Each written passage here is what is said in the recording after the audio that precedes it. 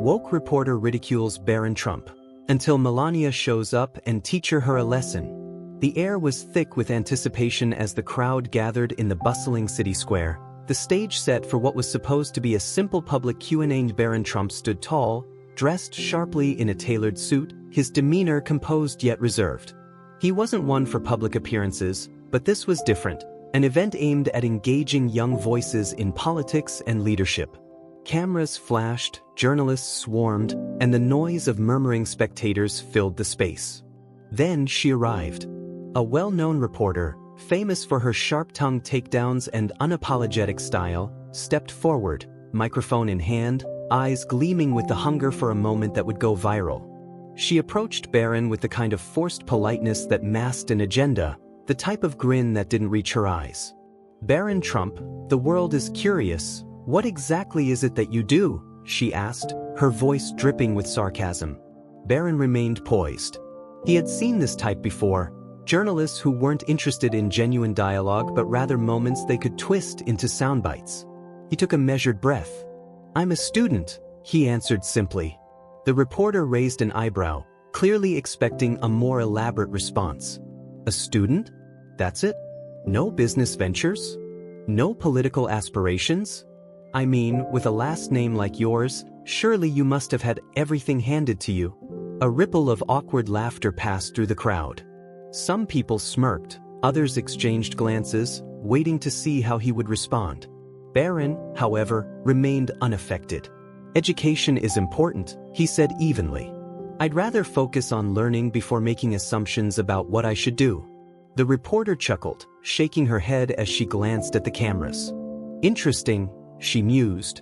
"But let's be real. The world knows you not because of your achievements, but because of your father. Do you ever feel like you're just living in his shadow?" A murmur spread through the crowd. Barron's expression didn't change, but something in his eyes flickered. He had been prepared for tough questions, but this wasn't about insight or discussion. It was about mockery. He could feel the weight of every gaze on him, waiting, wondering if he would falter. He was about to respond when a sudden shift in the atmosphere made people stir. The crowd parted slightly, and there she was, Melania Trump. She walked toward them with the grace of someone who had mastered the art of composure. Her presence was commanding without effort, her posture perfect, her eyes cool and observant. The reporter's confident smirk faltered for just a second as Melania stepped onto the stage. Melania's gaze settled on the journalist, then flicked to Barron, her expression unreadable. She placed a reassuring hand on her son's arm before turning her full attention to the woman who had made a spectacle of him. "Interesting questions," Melania said, her voice smooth, accented but firm. "But tell me, how many young men do you publicly ridicule on national television? Or is it only the ones with the last name Trump?" The reporter's smile wavered. A murmur of agreement spread through the audience. Melania wasn't angry, but she didn't need to be. Her words carried the weight of someone who had spent years dealing with the media's hostility. The reporter cleared her throat. "I was just asking what people are curious about," she said, forcing a laugh. "People wonder what Barron plans to do with the privilege he has." Melania tilted her head. "Privilege," she echoed. "Do you believe success should be inherited, or should it be earned?" The journalist hesitated. She had pushed the idea that Barron was merely a product of his father's legacy, yet now she was being cornered into admitting that success should be built, not just given. "Well, of course, it should be earned," the reporter answered quickly. "But surely you understand that having wealth and a famous last name opens doors?" Melania's lips curled into a small smile. "Doors can be opened," she agreed. "But only you can decide how to walk through them." The crowd stirred, intrigued. The tone of the conversation had shifted. This was no longer an ambush. It was becoming a lesson, and the journalist was no longer in control. Melania continued, her voice unwavering. "Many powerful families have children who squander their opportunities. Money does not make a person wise. Fame does not make a person strong. Character does. Would you rather my son pretend to know everything, or learn first, as any young man should?" The journalist blinked. She had spent years crafting narratives, but she had not expected Melania to flip the script so effortlessly. Barron, standing beside his mother, observed the interaction with quiet appreciation. He had never needed to say much, because his mother's presence was enough. The reporter grasped for control. "I think the public just wants to know if he will follow in his father's footsteps." Melania studied her for a moment, then smiled slightly. "The public does not ask these questions," she said simply. "You do." The words landed like a sharp blow. The crowd responded with a mix of laughter and murmurs of approval. The journalist's carefully crafted dominance had crumbled. She hesitated, then tried one last time. "Mrs. Trump, you must understand why there's curiosity. Some believe that children of powerful people don't face real struggles." Melania's expression didn't change. Every child faces struggles. They just look different. She looked the reporter in the eye. "Would you judge another young man so harshly, or does your bias only extend to mine?" The silence that followed was deafening. The journalist had no response. Melania let the moment settle before she turned to Barron. "Come," she said softly. Barron gave one final glance at the reporter, not with anger or humiliation, but with quiet confidence. He did not need to prove himself today. He would let time do that for him. As mother and son walked away, the journalist stood frozen, gripping the microphone, the realization dawning on her. She had just been taught a lesson she would never forget. And the cameras had caught every second of it. The crowd stood in stunned silence, the tension between Melania and the reporter still hanging in the air. The journalist, who had walked into this confrontation fully confident in her ability to dictate the narrative, now felt the weight of the moment crushing down on her. She had underestimated Melania, gravely. Barron Trump followed his mother's lead, walking away with the same composure she carried, his expression unreadable. But the impact of what had just happened was evident in the shifting murmurs among the spectators. Some were whispering to each other, some were shaking their heads in disappointment at the reporter's unprovoked attack, and others had already pulled out their phones, recording every second of the unexpected turn of events. The journalist, still gripping her microphone, forced a smile, though it was visibly weaker than before. She cleared her throat, determined to regain some sense of control. "Well, I suppose we've heard all we're going to hear from the Trumps," she said, her voice noticeably strained. "But let's ask the audience, shouldn't powerful people be able to answer tough questions?" She turned the microphone toward a nearby spectator, a middle-aged woman with an expectant look in her eyes. The journalist hoped for validation, for someone to agree with her line of questioning and shift the tide back in her favor. But the woman took a slow breath and shook her head. "I think you were trying to humiliate a young man who has done nothing to you." The crowd stirred again, now shifting against the reporter. The journalist's eyes widened slightly. "I was just asking questions," she countered quickly. "Isn't that my job?" A man from the crowd stepped forward. "There's a difference between asking questions and trying to embarrass someone. You weren't looking for insight. You were looking for a headline." The reporter opened her mouth to respond, but another voice cut in. "You were hoping he would stumble," said a young college student near the front. "But he didn't. And when he stayed calm, you pushed harder. That's not journalism. That's bullying." The words hit hard. The crowd's murmurs grew louder, the energy shifting away from the journalist's favor. She could feel it, the loss of control. And then, a voice from behind her sealed her fate. "I think we should let people judge for themselves," Melania said coolly. The journalist spun around, surprised to see that Melania had not left entirely. She stood just a few feet away, watching the unraveling with a poised and knowing expression. Melania folded her arms. "Let's see what people will say after watching the full video." She gestured toward the audience, toward the dozens of people still recording. The journalist's stomach dropped. She was live on air. Everything had been captured. Every condescending question, every thinly veiled insult, every smug attempt at making Barron Trump look small, and every moment Melania had turned the tables. This wasn't just an interview anymore. It was a reckoning. The journalist took a shaky breath, glancing at her crew. "All right, I think that's all we have for now," she said quickly, motioning to cut the segment. She needed to get off air, fast. But the damage was already done. The internet was faster than any live broadcast. People were already posting clips of the exchange, breaking down every moment, analyzing how she had failed spectacularly. Melania took a step closer, lowering her voice just enough that only the journalist could hear. "Be careful what story you try to write," she said. "Sometimes the truth will write itself." The journalist swallowed hard. There was nothing left to say. Melania turned gracefully, walking toward her son, who had never needed to defend himself.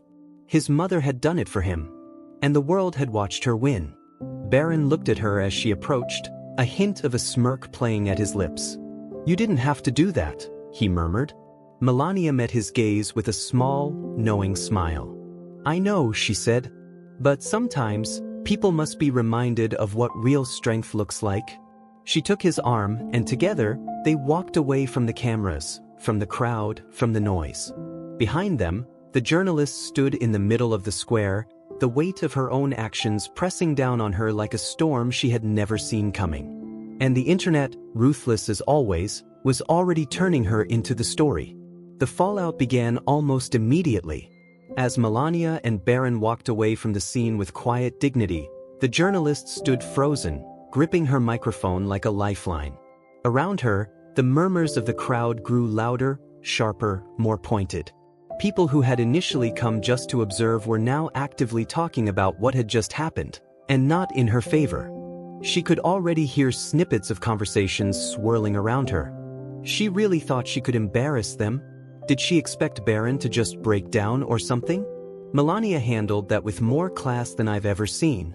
The reporter turned to her cameraman, forcing an unbothered smile. "Cut the feed," she muttered under her breath. The cameraman hesitated. "We're still live." She clenched her jaw. "I said cut it." But before he could, another voice cut through the noise. "Too late for that," someone called out. The journalist turned sharply, spotting a young woman holding up her phone, already streaming the entire event live. And she wasn't the only one. Dozens of people had captured every second of her embarrassing attempt at taking down Barron Trump and Melania's flawless response. The journalist's stomach twisted. This was out of her control now. Her entire career had been built on controlling narratives, twisting words, cutting and editing footage to shape the story she wanted. But this time, the full, unfiltered truth had been caught from every angle.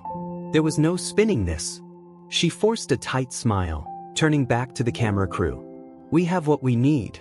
Let's go." But even as she tried to walk away, she could hear people talking, not about Barron, but about her. By the time she made it back to her studio, her name was already trending on social media. But not the way she had planned. Instead of applause for holding the powerful accountable or asking the tough questions, the headlines were merciless. Journalist humiliated by Melania Trump. Reporter gets a brutal lesson in class from former First Lady. Watch Barron Trump's incredible poise under pressure. Her hands shook as she scrolled through the replies. It was a disaster. Some of the biggest accounts in media had already picked up the story. Clips of Melania effortlessly dismantling every manipulative question were being shared by the second. And then there were the memes. Screenshots of Melania's calm, composed face next to the reporter's frozen expression of panic were everywhere. There was no escaping it. Her attempt at cornering Barron Trump had backfired spectacularly. She had thought she would go viral for tearing him down. Instead, she had gone viral for getting schooled. Across town, Barron scrolled through his phone as the car carried him and his mother home. The backlash was even bigger than he had expected. He turned to his mother. "They're ripping her apart," he murmured. Melania, seated beside him with perfect posture, took a measured sip of her tea before glancing over. "That is not our concern," she said simply. Barron raised an eyebrow. "It's kind of insane, though. She wanted to make me look weak, and now she's the one being exposed." Melania met his gaze, her expression unreadable. "People always reveal themselves," she said. "If you let them talk long enough, they will show you exactly who they are." Barron exhaled, setting his phone down. "I wasn't going to say anything. I was just going to let her keep digging her own hole." Melania gave a small, knowing smile. "That is why you will never have to fight these battles, Barron." He frowned slightly. "Why?" She placed a hand on his. "Because I will always fight them for you." Barron studied her face for a moment. His mother had never been loud, never been dramatic. But when she spoke, people listened. She hadn't just defended him today. She had taught everyone watching a lesson they wouldn't forget. Barron leaned back in his seat, staring out the window. For so long, people had assumed things about him, that he was weak, that he was just a quiet kid in a powerful family. But today had proven something else. He didn't need to say much. Because when the time came, his mother's words were more powerful than anything he could have said. Meanwhile, back at the journalists' network, her bosses were furious. The footage had gone viral for all the wrong reasons. Sponsors were already pulling back, demanding explanations. "Do you have any idea how bad this makes us look?" her producer snapped. "We're supposed to be respected journalists, not social media clowns." She opened her mouth to defend herself, but what could she say? The internet had already decided. She had lost. And Melania Trump hadn't just defeated her, she had ended her credibility. There was no coming back from this. Her career wasn't over, but it would never be the same. And as she sat at her desk, scrolling through the avalanche of criticism, she realized something she had never considered before. Maybe she had deserved it. The journalist sat in her office, staring blankly at her computer screen. The headlines, the viral videos, the endless memes, they were all still coming in, spreading like wildfire. No matter how many times she refreshed her notifications, the backlash wasn't slowing down. She had spent years building a reputation as a hard-hitting, no-nonsense reporter. She had prided herself on being fearless, unshakable. And yet, in the span of just a few minutes, she had been completely dismantled. By a woman who hadn't even raised her voice. Melania Trump's words echoed in her mind. Doors can be opened, but only you can decide how to walk through them. Would you judge another young man so harshly, or does your bias only extend to mine?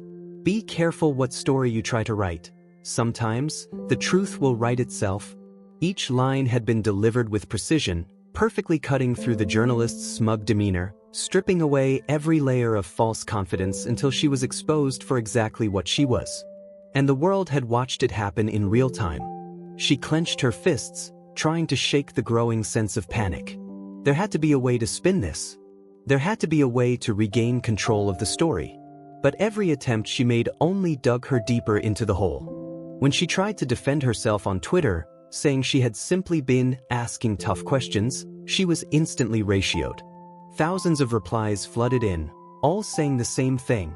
"No, you were trying to humiliate a teenage boy and you failed." When she went on her network to address the incident, the ratings tanked. No one wanted to hear her excuses. The footage spoke for itself. And when she tried to do damage control, reaching out to other media allies for support, she was met with an even colder reality. No one wanted to be associated with her failure. It was one thing to go after a political figure. It was another to publicly attack a teenager and lose. Even her own network was starting to distance itself. The higher-ups were panicking, worried about lost credibility, declining viewership, and angry sponsors. "We need to consider suspending you," one of the executives finally said, avoiding eye contact. Her stomach dropped. "Suspending me?" she repeated, her voice barely above a whisper. "We just need the backlash to die down," another executive added. "It's bad optics?" "Optics?" she snapped, her temper flaring. "I was just doing my job." The first executive sighed. "Your job is to report, not become the story." Those words hit harder than anything else. She had spent years tearing others down. Years calling out the so-called privileged elite. But now, she was the one being scrutinized. And she couldn't handle it. Meanwhile, the internet had moved on, but not in the way she had hoped. The conversation wasn't about whether Barron Trump deserved to be questioned. It was about how Melania Trump had delivered one of the greatest public takedowns in recent memory. Clips of the exchange were still everywhere. News outlets, influencers, political commentators, they were all talking about it. And the narrative was the same. Melania Trump proves why she's the most underestimated woman in politics. The elegance, the poise, this is how you handle an ambush. Reporter tries to humiliate Barron Trump, gets absolutely destroyed instead. Even late-night comedians, who usually leaned against the Trump family, couldn't ignore how bad it looked. One host chuckled, shaking his head. You know you messed up when Twitter is siding with Melania Trump. The audience roared with laughter. The journalist watched in horror as her name became permanently attached to this humiliating defeat. And then the final blow came. The network officially removed her from air indefinitely. The public statement was cold, professional, and devastating. We hold our journalists to the highest standards. Due to recent events, we will be re-evaluating certain segments to ensure the integrity of our reporting remains intact. It was over. Her career would never recover. She had gone after the Trump family thinking she would be the one writing the headlines. Instead, she became the headline. And Melania Trump had barely lifted a finger. At that same moment, in the Trump residence, Barron scrolled through his phone, shaking his head at the sheer volume of posts still flooding social media. He glanced up at his mother, who was reading a book by the window, completely unbothered. You know, people are calling this one of the greatest media takedowns of all time, he said. Melania turned a page, her expression unreadable. Is that so? Barron smirked. Yeah. They're even saying you should run for office? Melania chuckled softly. That is amusing. Barron leaned back in his chair. You really don't care about all this, do you? Melania finally looked up from her book, her gaze calm and steady. Why should I? Barron thought about it for a moment. Most people would be celebrating, gloating. Most people would be obsessed with the media attention. But his mother? She had never cared about proving anything to anyone. She had simply said what needed to be said and walked away. That's why you won, he said after a moment. Melania gave him a small smile. No, Barron. That's why she lost. Barron nodded slowly. That was the difference. Some people fought to win. His mother simply spoke the truth. And the world had no choice but to listen. As the days passed, the journalist's fall from grace became a cautionary tale. What was once a career built on bold headlines and cutting interviews had now become a symbol of arrogance and miscalculation. The internet had cemented her failure in digital history. Clips of Melania's composed takedown were being used in political debates, business leadership seminars, and even university lectures on media ethics. People dissected every word Melania had said, every moment the journalist had lost control. And the journalist? She had gone silent. The network had quietly removed her name from their upcoming segments. Her invitations to exclusive media events had disappeared. And her colleagues, the same ones who used to praise her for holding people accountable, weren't returning her calls. No one wanted to be associated with a failure this big. Sitting alone in her apartment, she scrolled through Twitter, watching her own career crumble in real time. She had spent years digging for stories, exposing others. But in the end, she had exposed herself. She thought about what Melania had said to her in that final moment. Be careful what story you try to write. Sometimes, the truth will write itself. She had tried to manufacture a controversy. Instead, she had become one. Meanwhile, at the Trump residence, Barron stood at the balcony, looking out over the city skyline. Despite all the noise in the media, his life hadn't changed much. He still went about his daily routine, still avoided unnecessary public attention. But something about this whole situation had stuck with him. He had always been taught that power wasn't just about what you said, but how you carried yourself. Melania's approach had been simple yet devastating. She hadn't yelled, she hadn't attacked. She had simply let the journalist destroy herself. Barron turned as his mother stepped onto the balcony, her expression as calm as ever. You've been quiet, she observed. Barron shrugged. Just thinking. She studied him for a moment. And what have you decided? Barron exhaled. That you were right. People do reveal themselves if you give them enough time. Melania smiled slightly. It is not about being right, Barron. It is about understanding people. Barron frowned. And what do you understand about her? Melania glanced toward the city. She was desperate to make you look small, because she thought it would make her look big. Barron let that sink in. And now she's the one who looks small.